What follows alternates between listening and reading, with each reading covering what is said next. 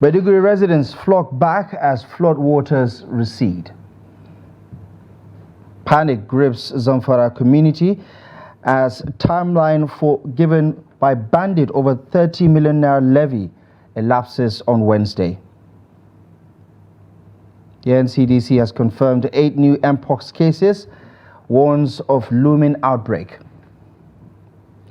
On the foreign scene, at least 5 dead in West Bank airstrike as Israeli raids escalate.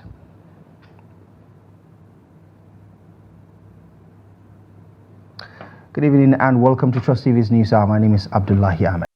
All right, we kick things off in Borno State as residents across the state capital, Maiduguri, are trooping back to their homes following Tuesday's flood disaster. Many of the flood victims who slept outside their homes due to being submerged by water are now gaining access back to their residence. Meanwhile, a situation report on the flood by the United Nations Office for the Coordination of Humanitarian Affairs says more than 239,000 people have been affected by the flood disaster.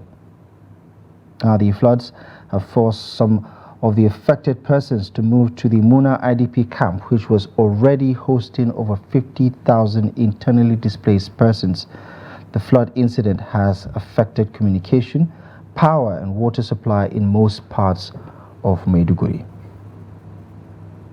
Staying in Borno State, the governor, Professor Babagana Umar Zulum, has made cash donations to flood victims and survivors of the flood incident who are taking refuge across displaced persons camps in the city.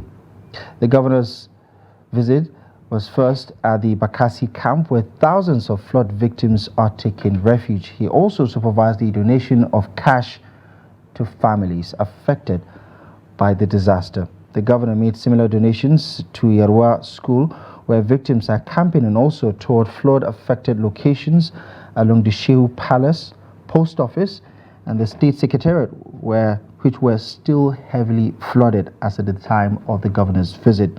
The governor also says more support will be given to victims affected by the disaster, as he says the federal government has already disbursed 3 billion naira as relief fund to Maiduguri.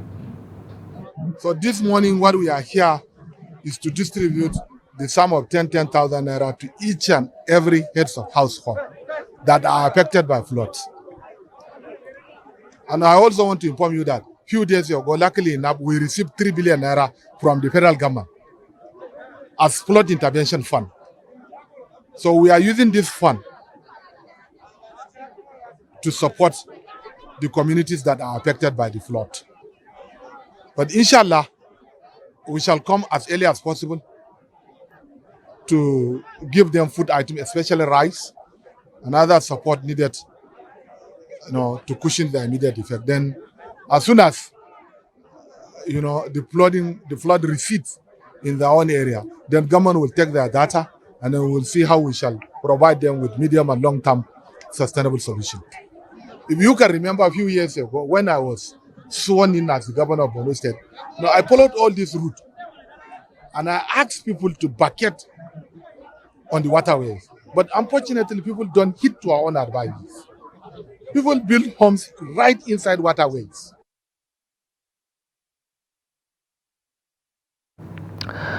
Staying on that development, let's speak to Daily Trust Bureau Chief in Maiduguri. Hamisu Matazo is joining us to provide some update on this development. Hamisu Matazo, good evening. Thank you so much for joining us on the news. First, let's start with an update on the flood waters. What can you tell us about normalcy returning, especially to those areas where the flood waters were still significantly affecting movement of persons? Okay, what I can say is that the water somehow receded in some places, and in some places there are still flood. But actually, I just spoke with SEMA, that's the State Emergency Management Agency, and the DG informed me that about 719 people were rescued, and they rescued the people in different locations of the town. from rooftops, on the trees, and other places. And they were able to secure a befitting place for them to stay. That's one development. And the other one is the intervention by the state government, which it has been played out. And also in some, although in some areas there are people were complaining about the way they were trapped in places like specialist hospital and Maiduguri University of Maiduguri Teaching Hospital. These are the two major hospitals that we have within the state capital of Borno State, and people were trapped there, and the water is still there.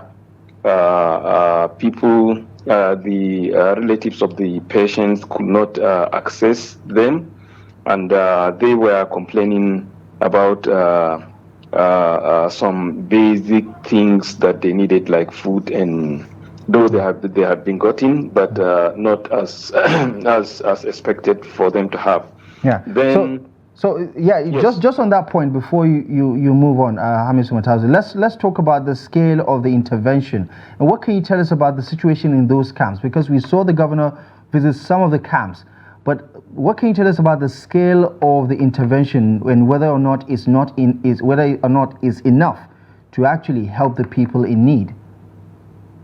Yes, the vice president, if you recall, yesterday said that the federal government is bringing in that palliatives are on their way. Rice in large quantity will be brought to the state, and the governor woke up as early as 5 a.m. and started the distribution. And he started because most of the people displaced slept empty stomach.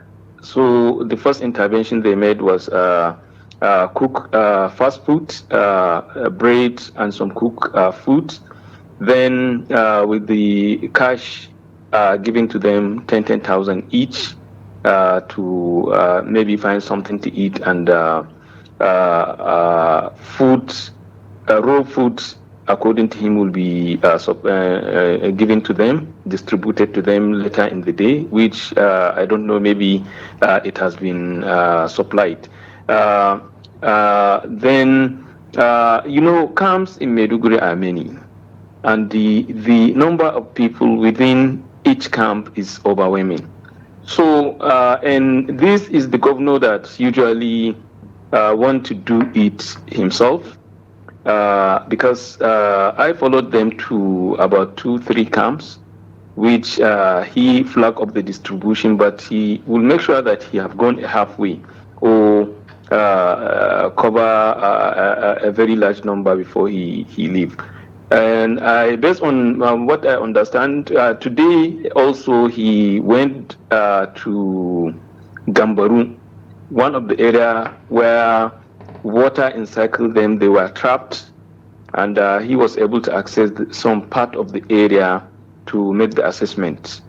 I believe that the government is doing its best, but people are still complaining that the intervention has not reached them.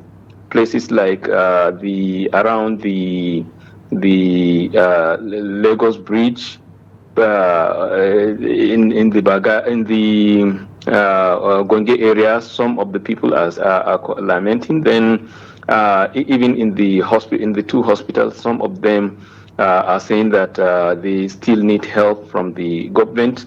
Though most of them have an understanding that the state government is doing its best, but according to them, the federal government must intervene, and even well-to-do must intervene, because it's too enormous for the state government to shoulder alone.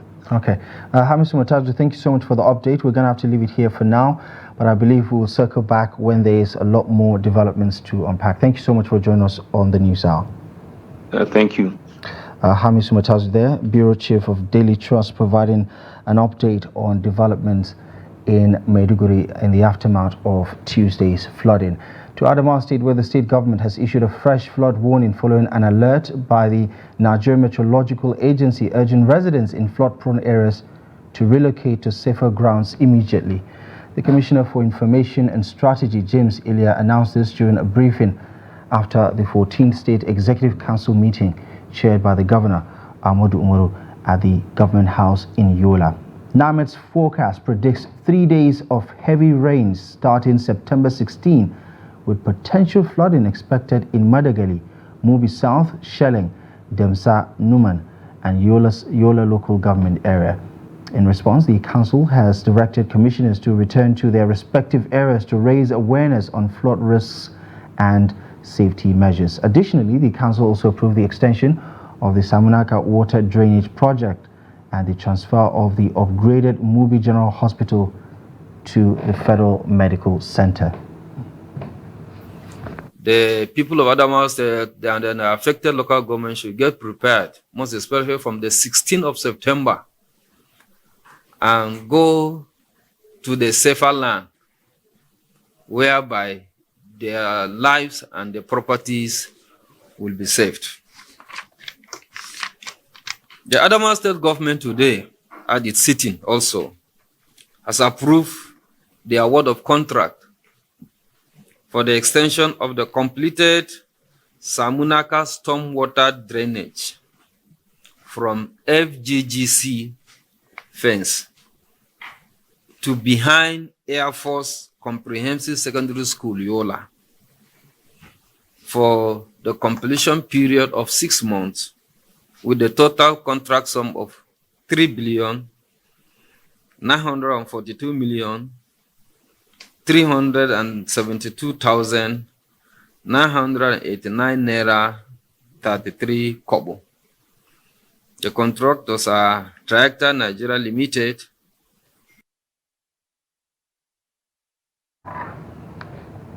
Elsewhere, a massive flood has destroyed a bridge in Saminaka Marjire Road, cutting off Marjire and 4 other agrarian communities from Saminaka in Leri local government area of Kaduna State. The council chairman, Matthew Bullis Gambo, says the bridge collapse had crippled economic activities in the area. He, however, thanked the governor of the state for setting up a committee chaired by his chief of staff to visit the affected communities. Gambo noted that this action demonstrates a commitment to addressing the people's plight. The committee also visited other flood-affected locations within the local government area, including Wawan Rafi village, where another bridge had collapsed, as well as Nasarawa and Ongwan Shuru areas of Saminaka Township. Governor of Kaduna State, Obasani, assured that his government would take urgent actions to address the issues faced by communities impacted by the flooding. He promised that in addition to reconstructing the damaged road and bridge, relief materials would be provided to the affected communities. In other news, residents of Moruiki town in Zurmi local government area of Zamfara State are in fear of a deadline given by the notorious bandit kingpin Bello Turji to pay and impose 30 million naira levy as it expires on Wednesday. The bandit kingpin in a viral video imposed the 30 million naira levy on the community following the killing of over 100 cows belonging to him, allegedly by the military some weeks ago. The dreaded kingpin had earlier demanded that the community pay him 50 million naira, but later reduced the sum to 30 million. An indigent of the town who spoke to newsmen says the community has been sourcing for the money to pay the bandits' leader off. According to him, each household in the town has been tasked to pay the sum of 10,000 naira, while unmarried individuals have been asked to contribute 2,000 naira each. When asked if the security agencies are aware of the levy and the threat of violence if the payment is not made, the residents said that the security agencies are well aware of the situation. Confirming this development, the Zamfara State Commissioner of Police, Muhammad Dalijang, says security agencies are aware of this development. Well, a little earlier, we spoke to Daily Trust Regional Editor Yusho Adamu, who provided an update on the situation. Yeah, of course, the deadline ends today, but the pronouncement made by the Minister of Defense, Minister of State for Defense recently, which he said is relocating to Sokoto to flush out bandits, has raised some fears in the minds of bandits. And of course, from the inquiries I have made, more troops have been deployed to local areas like Zurmi, Shinkapi, and what have you. Even this evening, I confirmed from 3 residents of this village, Moriki, whom they confirmed that additional soldiers were deployed to the area.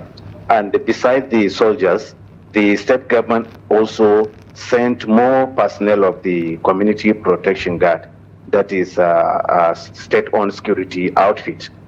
So some residents have expressed hope that this time around the government has listened to their calls. They have deployed more military to protect their lives and properties. Though some residents are still in panic because they said these bandits can dare the military and probably attack the village. But they said the military are well prepared for them because the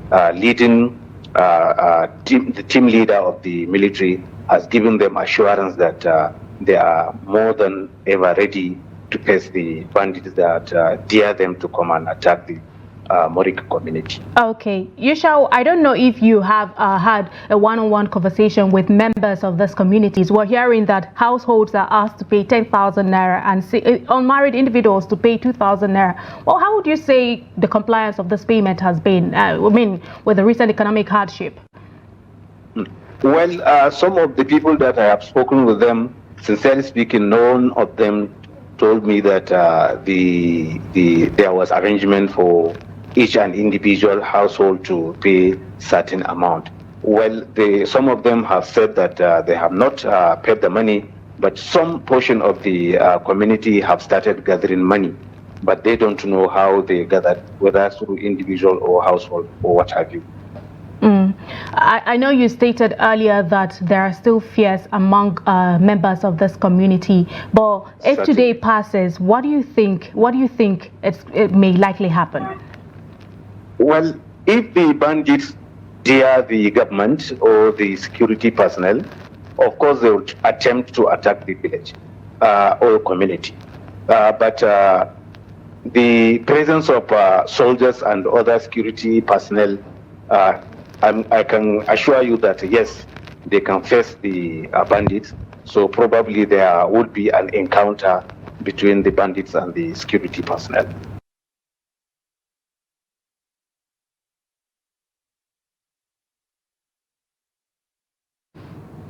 To Katsina State, where Governor Dikko Umar Radda has again weighed in on the ongoing security challenge bedeviling the state.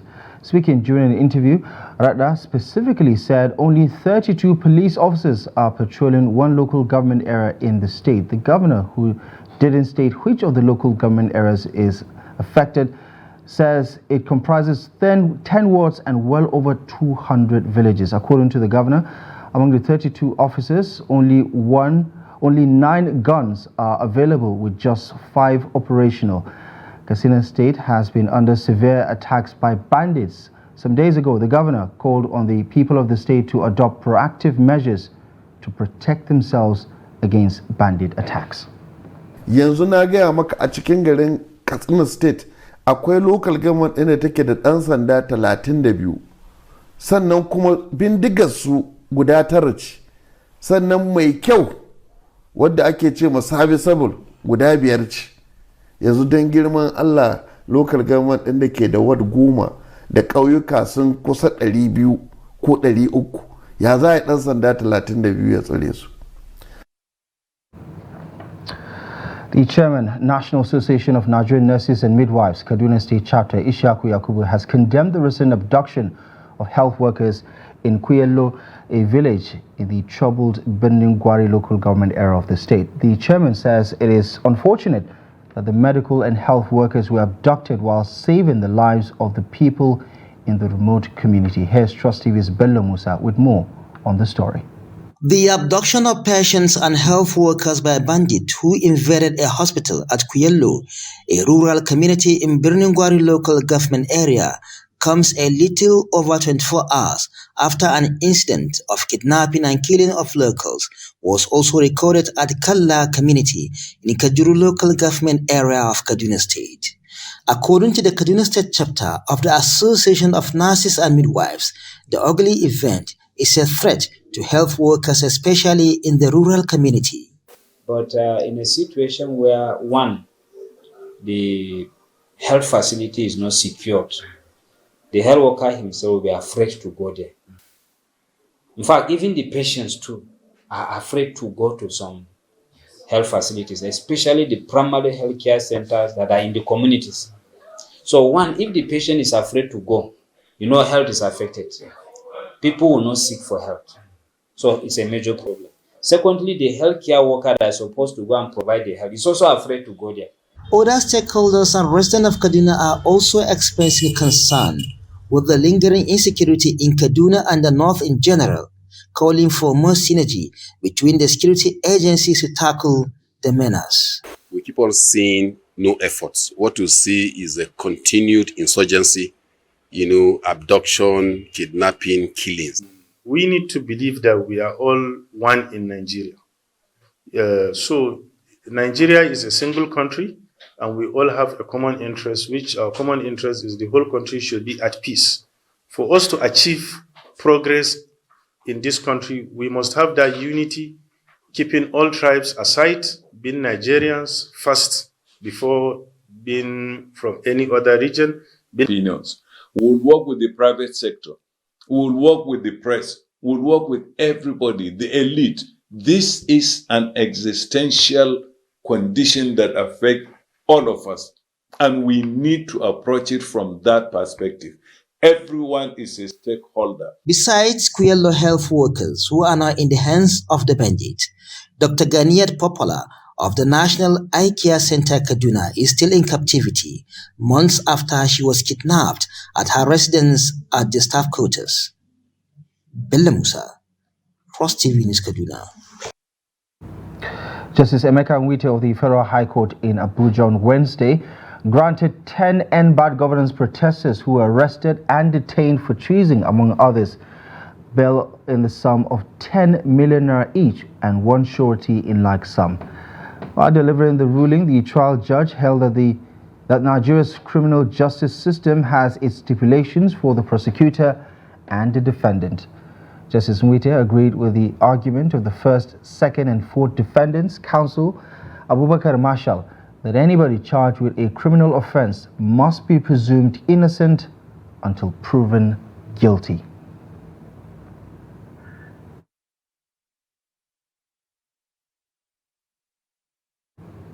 The University of Gombe chapter of the Academic Staff Union of Universities has embarked on an indefinite strike action over the inability of the state government to fulfill the promises it made in the Memorandum of Understanding with the union.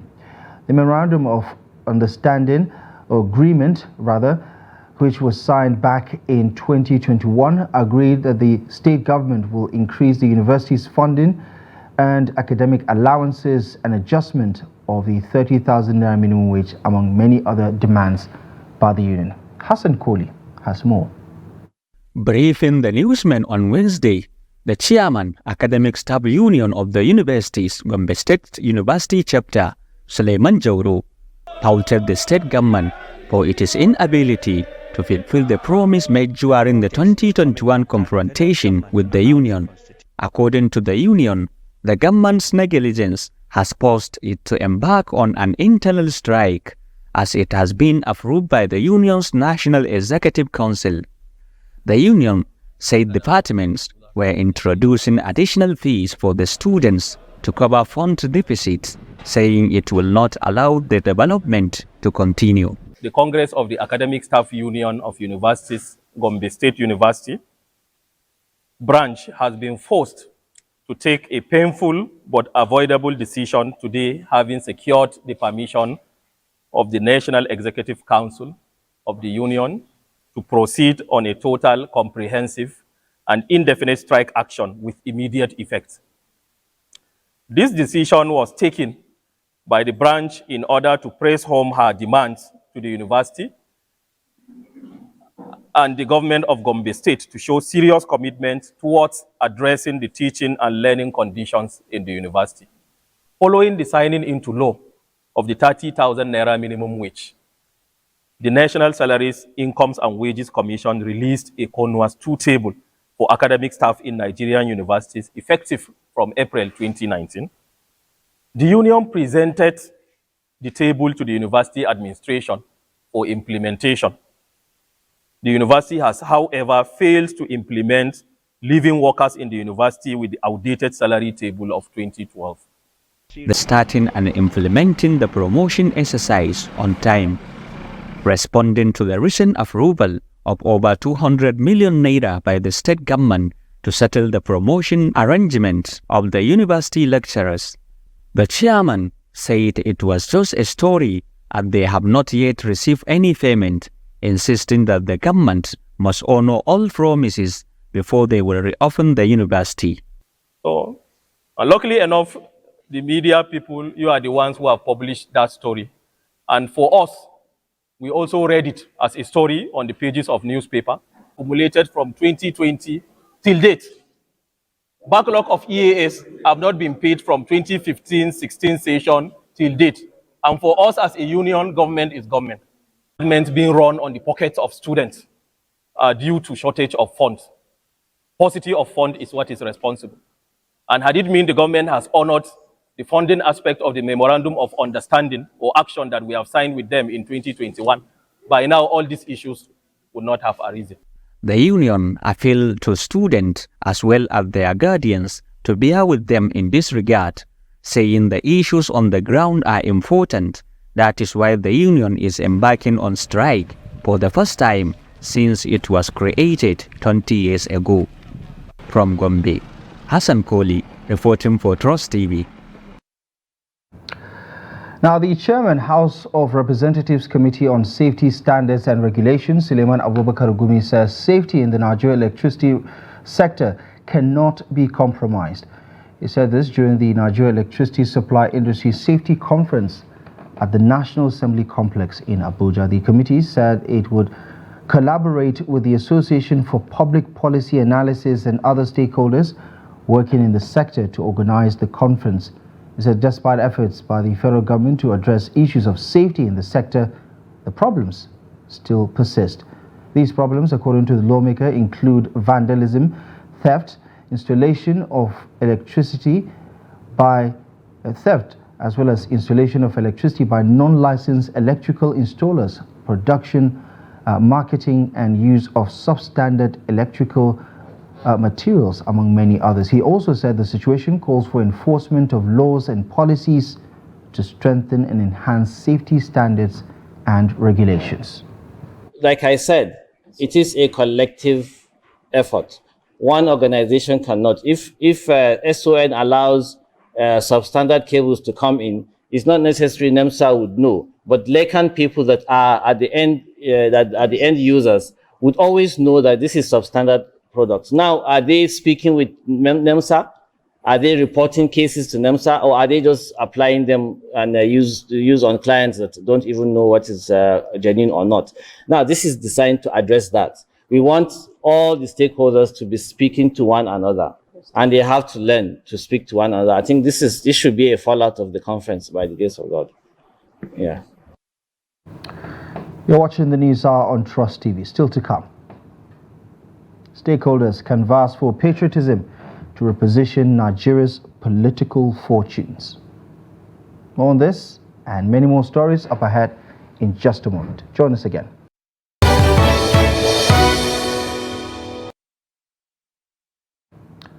Welcome back to the news. Let's take another look at our top stories. Maiduguri residents gradually returning home as floodwaters recede.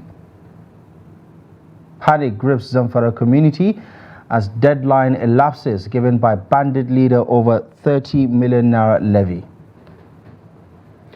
The Nigeria Center for Disease Control and Prevention has confirmed 8 new cases of Mpox in the country, with fresh cases recorded in Gombe, Plateau and Akwa Ibom states.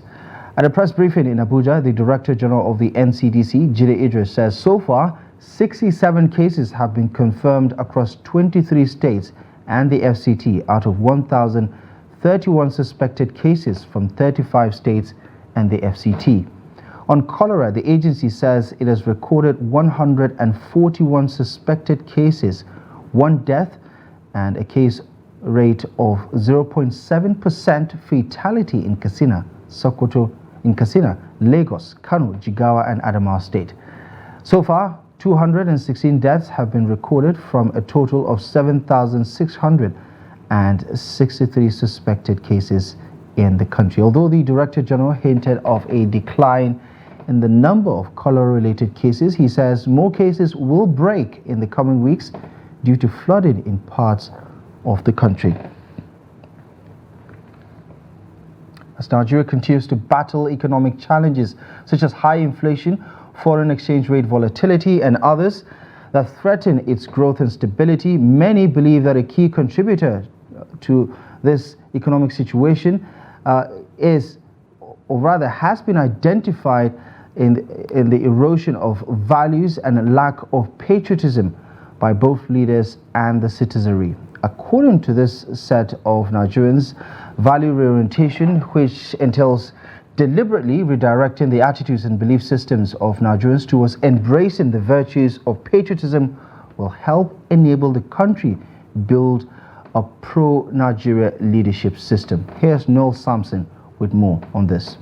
According to some FCT residents, proper value reorientation will ensure the stability of the individual and boost consistency in positive behavior, which transcends to a leadership that places value on nationalism.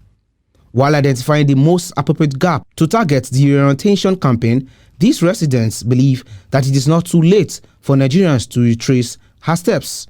Youth should be targeted. Like I rightly said before, youth should be targeted. Why did I say youth should be targeted? Because they are the future. They are the destiny-born set of people right now. We need to change our values, the way we look at things, our perspective towards doing things. This thing has eaten deep into the fabrics of the nation. So I don't think, I think the whole nation, there shouldn't be any age grade, but though the kids in the primary and the secondary school, maybe if they could, if they can inculcate such values on them from the younger age, probably they won't grow up with this. I don't think that we are far gone in any sense, because we are largely at the base of our society. We are largely a cultural society and a religious one at that. And all of these nuances come with their own values and orientation for the citizens.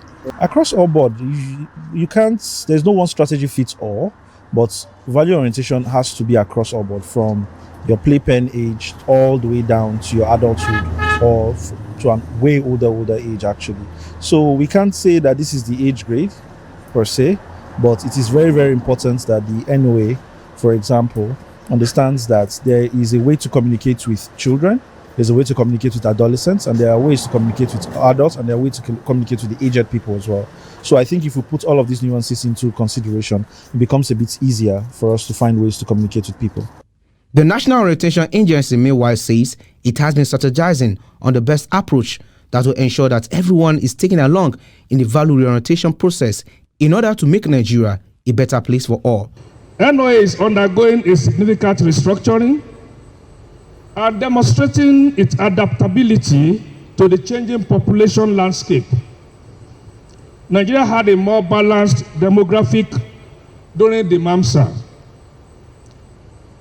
However, in the last 3 decades, the Nigerian demographics have shifted dramatically, with youth 45 years and below constituting 93% of the country's population. This profound shift has not gone unnoticed by NOA, and we are actively adjusting our strategies to effectively engage this new majority. For any society to experience positive and sustainable growth, positive values must be upheld and encouraged. This is because where social values have decayed and the development sets in. No, Samson, Trust TV News, Abuja. To Plateau State, where the Speaker of the State House of Assembly, Gavel Diwan, on Wednesday bowed to pressure and swore in the remaining 5 members of the opposition All Progressive Congress. The new legislators were sworn in during plenary at the old government house. Adu Musa completes the story.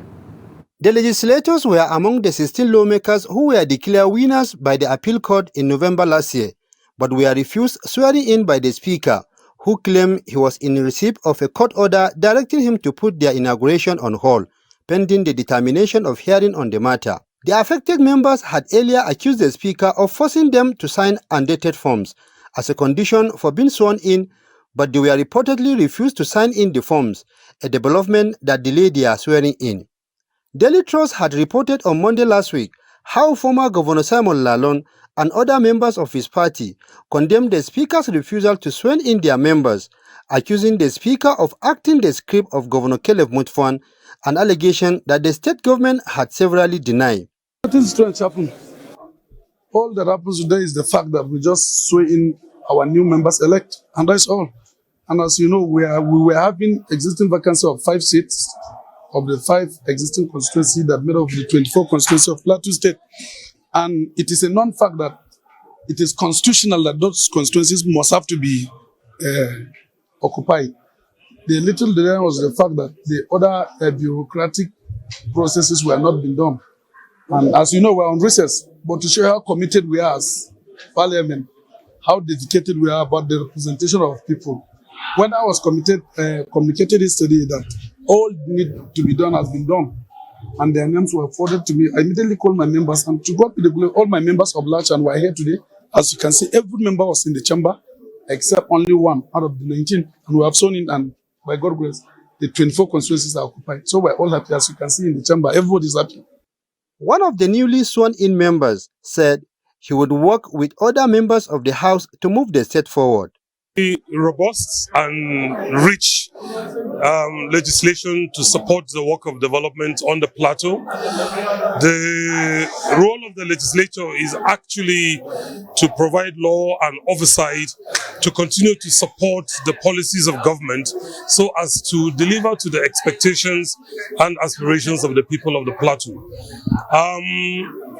It's true that the 5 of us make up the full complement of the Plateau State House of Assembly, but it is also true that our colleagues that had been in the House before now had actually been dealing with the business of legislation. So all we will do is to come. The swearing-in of the remaining 5 members of the House has brought an end to the allegation and crisis between the Speaker and the APC in the state. Adu Musa, Trust TV News, Jos. Staying with politics, the Court of Appeal sitting in Abuja has dismissed an appeal filed by Kenneth Imansuagbong seeking to disqualify Olumide Akpata as the governorship candidate of the Labour Party in the September 21st governorship election in Edo State. In the lead judgment delivered by Justice Okong Agbang, the appellate court held, among others, that Imansuagbong failed to explore the intra-conflict resolution mechanism of the Labour Party before rushing to the court. The court also held that his case was premature in law and could not be entertained on the grounds that conditions precedent were not met. The unanimous judgment of the 3-man panel of justices also held that Imansuagbong failed to tender the disputed results of the February 23rd primary election of the party, which he claims to have won. It would be recalled that in June, Justice James Omotosho of the Federal High Court Abuja dismissed a suit seeking to void the nomination of Akpata as the Labour Party governorship candidate in the election. In the judgment, Justice Omotosho upheld the arguments by Akpata's lawyer that the plaintiffs were without the legal right to institute the suit.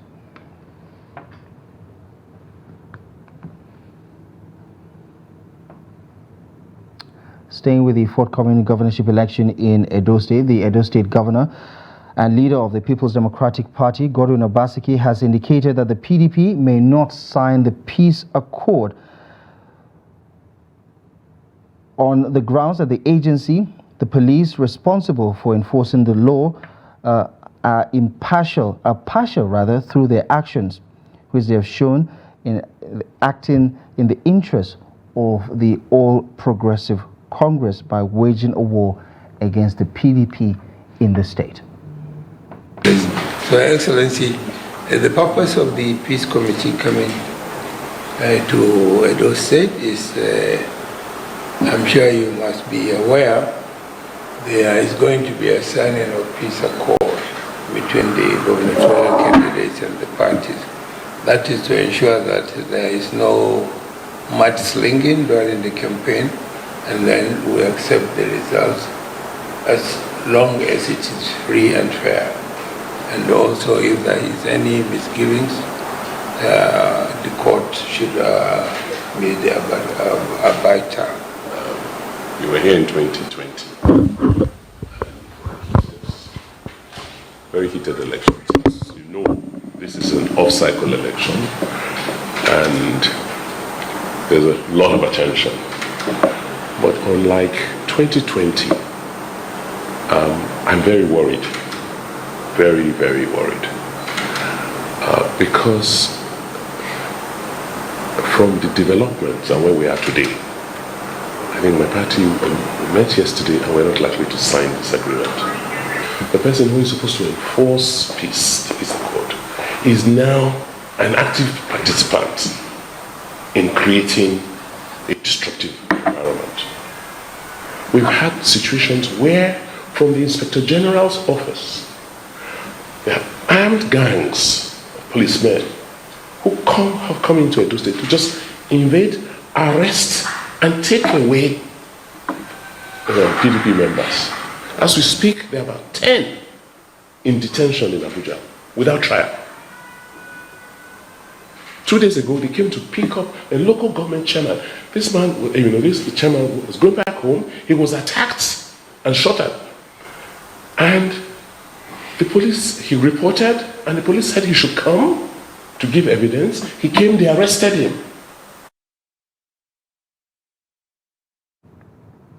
Right, you're still watching the News Hour on Trust TV. Let's join Yusuf Akugu, who is standing by to bring you up to speed with the latest in business.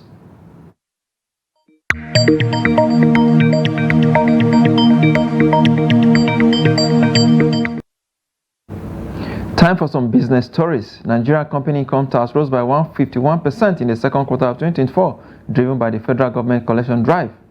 The latest NBS data revealed that the CIT surged by 150.83% to 2.47 trillion naira in the second quarter of 2024 from 984.61 billion naira in the first quarter of 2024. A professor of marketing at Lagos Business School, Uchenna Uzo, said that the increase in tax collection will likely increase the federal government revenue, meaning that there are more resources to drive developmental projects by the government. He said the firms will pass the burden onto the consumers, which may impact inflation. The CIT increased by 59.4% year-on-year from 1.55 trillion naira in the second quarter of 2023. Nigeria crude oil production has increased from 1.307 million barrels per day in July to 1.35 million barrels per day in August. According to the Organization of Petroleum Exporting Countries, OPEC, in its September monthly oil market report, the average daily crude production rose marginally by 45,000 barrels per day. Quoting information obtained through direct communication with the Nigerian government, OPEC report indicated that output for July was 1.30 million barrels per day. The development comes on the heels of dwindling crude oil production in recent times. Production had dropped from 1.427 million barrels per day in January to 1.322 million barrels per day. NGX closed Wednesday trading in red due to profit taking across trading tables. Let's see how it went down today. Leading the loser there is Computer Warehouse Group, CWG, down 10% to close at 5 naira and 40 kobo per share. Of course, NNFM and Northern Nigeria Flour Mill PLC also down 9.94% to close at 43 naira and 50 kobo per share. Of course, Academy Press also down 9.93% to close at 2 naira and 63 kobo per share. Of course, this has dragged down the market downward by 0.09%. Volume of trade 592.41 million shares, value at 8.5 597 billion naira in a list of 9,421 did exchanges among investors this Wednesday. Of course, looking at the top trading equities by volume, Jais Bank Nigeria PLC leader table 273.24 million shares it traded, UBA 39.81 million shares, of course, Access Corporation 28.48 million shares it traded today. Of course, looking at the equities that recorded gains, Cavity Helicopter leader table 9.95% to close at 2 naira and 10 kobo per share. Of course, Restaurants also there 9.69% to close at 3 naira and 85 kobo per share. Of course, UPDC also gained 9.63% to close at 1 naira and 48 kobo per share there. And that's the highlight of stock trading as it went down this Wednesday on the floor of NGS. Let's see the global stock market and exchange rate data for today.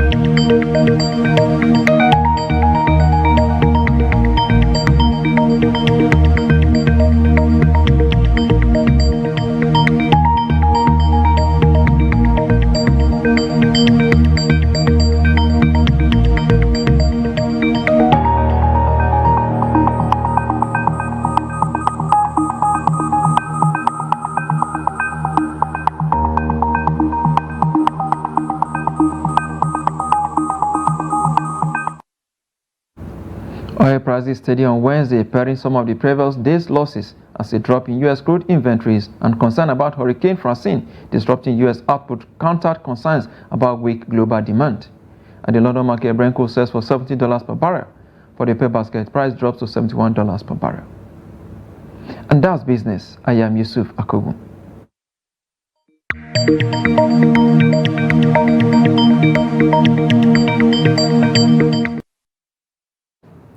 In other news, no fewer than 400 Nigerians, including 90 females and 310 males, have been deported from the United Arab Emirates.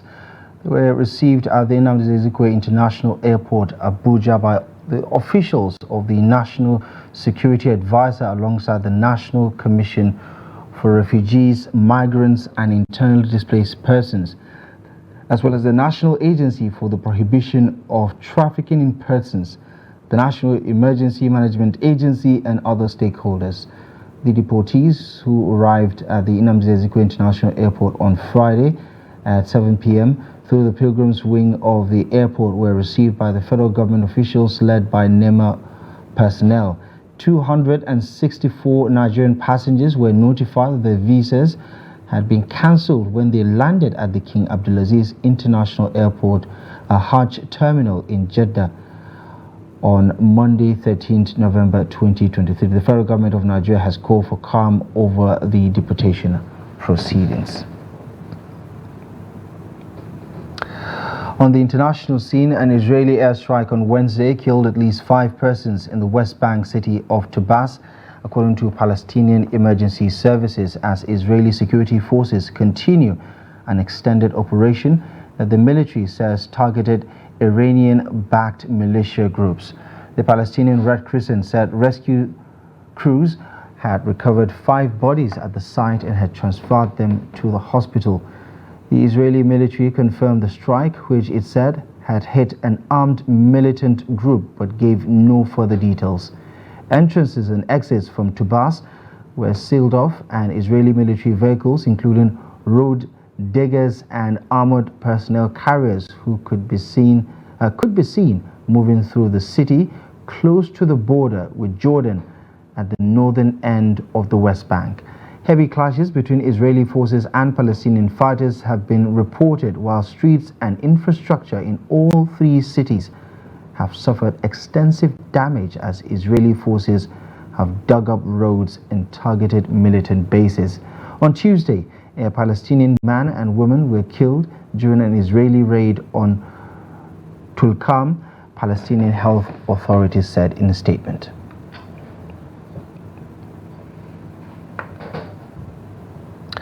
Time now for some sports with Emmanuel Fashemi.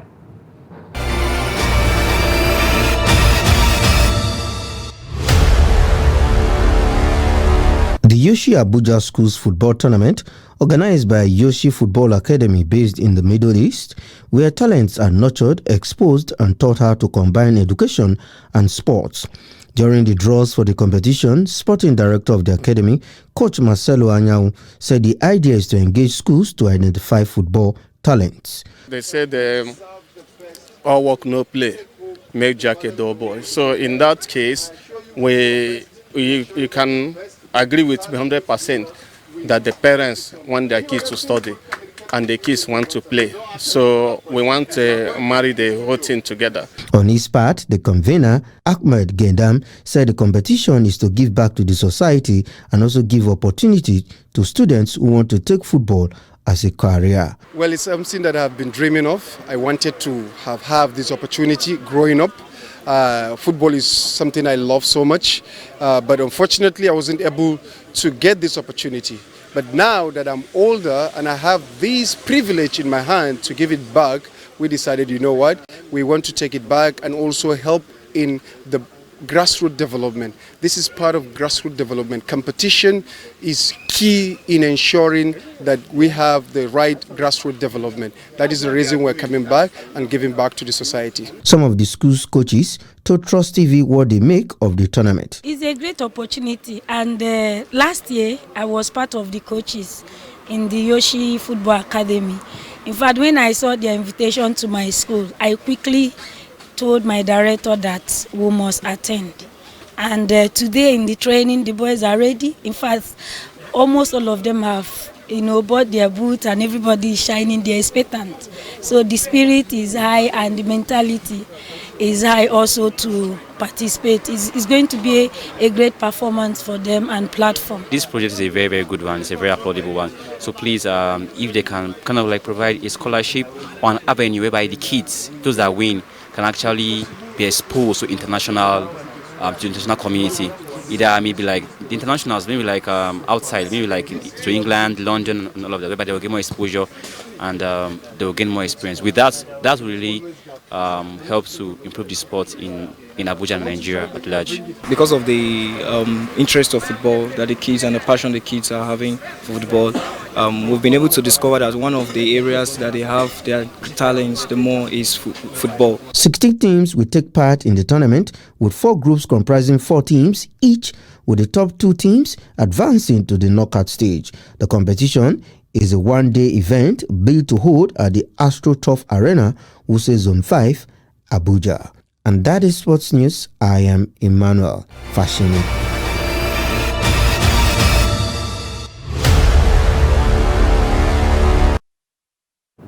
Well, that is it. You're up to date with the day's latest news stories on Trust TV's News Hour. Do well to follow us across our social media platforms to stay in touch. You can also visit our website, trusttv.com, for the latest news, programs, and documentaries. My name is Abdullahi Ahmed. For myself and the rest of the team, thank you for your time and company. Good night.